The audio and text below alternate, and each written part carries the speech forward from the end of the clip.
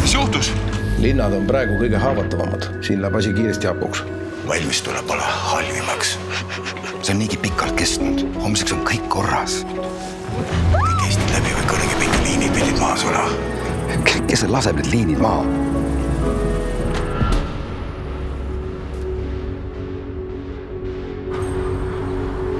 Vabariigi valitsus palub püsida kodudes, jälgida Rahvusringhäälingu uudiseid ning täita politsei, Kaitseliidu ja Päästeameti korraldusi.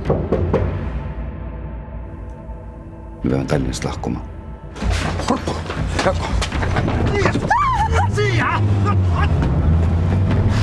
Ma olen tavaline inimene, ma ei tea, mida sellises olukorras teha.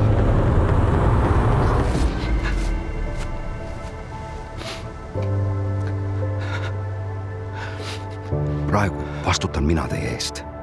Sõidame maale, võtame samm-sammult. No näed, ütlesin. Vesi on olemas ja puha.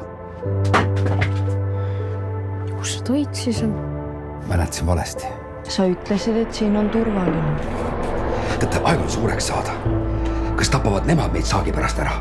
Või meie neid? Me ei saa ju siia igavesti jääda. Ega me ei peagi. Ainult nii kaua, kui see kriis lõpeb. Ärge siia tagasi enam tulge. Siin võivad juba uued peremehed olla.